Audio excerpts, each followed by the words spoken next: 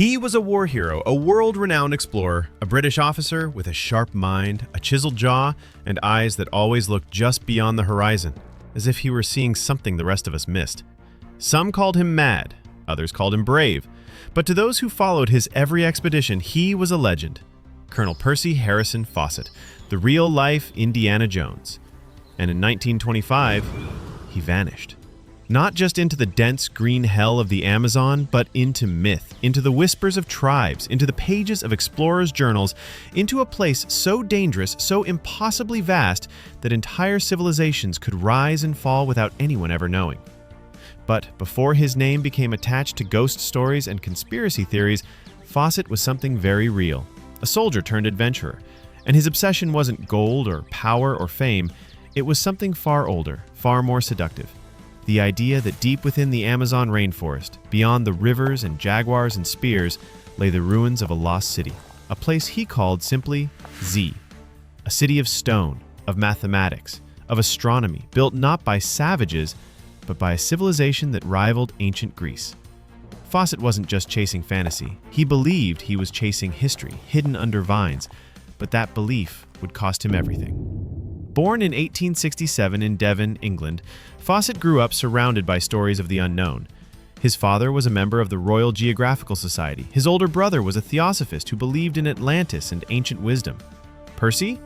He joined the military, served in Ceylon, but eventually, the jungles called. By 1906, Fawcett was surveying the border between Brazil and Bolivia. He mapped rivers no European had ever seen. He met tribes untouched by civilization, some hostile, some peaceful, all mysterious, and the more he saw, the more convinced he became. The Amazon was hiding something. He collected tales, tribal legends, ancient maps, even strange inscriptions carved into jungle stones. All of them pointed toward the same thing: ruins of a city lost to time. Over the next 2 decades, Fawcett became the go-to man for Amazon expeditions. He was methodical, tough, and shockingly open-minded. While other Europeans dismissed indigenous people as savages, Fawcett respected them, learned from them, trusted them. He believed the jungle held answers, not just to geography, but to human history itself. But as the years passed, something changed. His explorations became more than just missions, they became visions. In 1920, Fawcett stumbled upon a document in a Brazilian archive, manuscript 512. Written by a Portuguese explorer in the 1700s, it described a stone city in the jungle with arches, statues, and an inscription no one could translate. It was the proof Fawcett had been waiting for, the final puzzle piece. He called the city Z, and he became obsessed. For 5 years, he planned, raised money, wrote letters to newspapers. He would make one last journey into the Amazon, this time not to map a border, but to discover Z itself, the lost cradle of civilization. But this time, he would bring company. His 21-year-old son, Jack, begged to come along. And Jack's best friend, Raleigh Reimel, joined them. Fawcett believed the younger men would help earn the respect of the tribes and carry the mission forward if anything happened to him. On April 20th, 1925, the three of them disappeared into the jungle. They were last seen near the Xingu River, waving goodbye to a Brazilian guide. Then, nothing. No letters, no reports, no clues, just silence. The world went wild. Newspapers from New York to London ran headlines, "Explorer vanishes in green hell. Indiana Jones meets his match." Dozens of rescue missions were launched. Hundreds of people plunged into the jungle, some never returning themselves. Journalists, adventurers, con artists, all trying to find Fawcett, or at least his bones. One search party claimed they were told by a local tribe that Fawcett had been killed. Another said they found his compass, or his camp, or a message carved into a tree. Every few years, a new theory emerged. He was dead. He was alive. He had found the city and stayed. He had been murdered. He had gone mad. In 1951, a man claimed he met a tribal elder who said they had killed Fawcett, mistaking him for a threat. Another story said he became a god to a remote tribe. A 2005 report suggested he had been executed by a hostile group after refusing to give them gifts. But no remains were ever found, no definitive proof. just the thick, impenetrable mystery of the Amazon. And yet, the story doesn't end there. Because what Fawcett believed, the idea of a sophisticated ancient city buried in the jungle, it turns out he might have been right. For decades, archaeologists mocked him. The prevailing wisdom said the Amazon soil was too poor to support large civilizations. At best, there were small, scattered tribes. Nothing advanced, nothing permanent. But then came satellite imaging, LiDAR, archaeological digs using 21st century tech. And suddenly, there it was. Roads, geometric structures, mounds, canals, entire city grids beneath the trees. Researchers started finding signs of massive pre-Columbian societies, the kind that could have had astronomy, mathematics, urban planning, the kind that sounded a lot like Z. In 2018, a study revealed more than 60 previously unknown ancient settlements in Bolivia's Amazon basin, complete with ceremonial centers and complex infrastructure.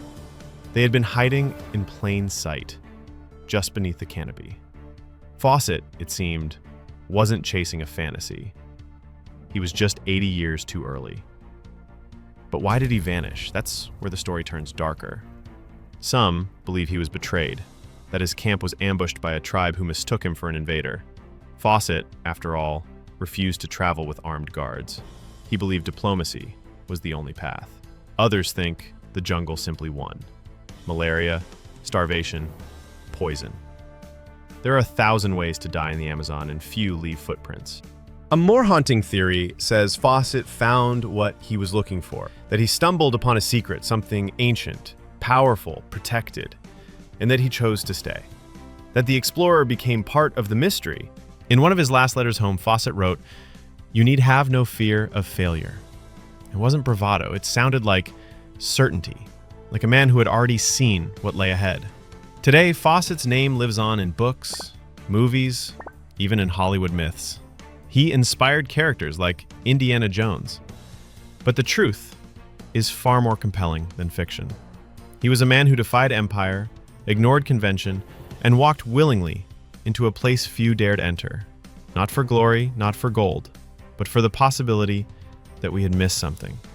That the jungles of South America held secrets not yet written in our history books. The last verified sighting of Percy Fawcett was on May 29, 1925, as he and his party crossed a small tributary deep in Mato Grosso.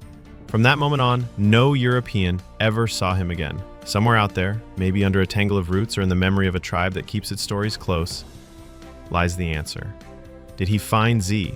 Did he live long enough to see it rise out of the mist?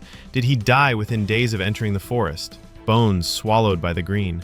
Or did he disappear by choice? He once said, "The forest in these solitudes is always mysterious. A man in the forest must have faith." That was Percy Fawcett, a man of faith, not religious, but historical. A man who looked at the gaps in our knowledge and refused to accept that they were empty. He believed the Amazon had a story to tell, that beneath the vines and soil and silence, there was a civilization that once soared, that it still whispered through the trees. And perhaps, just perhaps, that's where he is now, listening. They say the jungle never gives up its secrets, but sometimes it welcomes those who seek them honestly, who arrive without conquest, who come to listen. Maybe that's why Fawcett disappeared.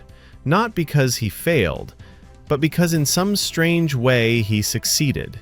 And in that success, he became part of the greatest mystery the Amazon has ever known. Not just a man who searched for Z, but a man who became it. A symbol, a legend, a question we keep asking nearly a century later. Somewhere in the shadows of the rainforest, behind the curtain of green, maybe Percy Fawcett is still walking, still looking, still waiting for us to understand what he always knew. That the world is not fully mapped, that history is not fully told, and that sometimes, to find the truth, you have to be willing to disappear into it.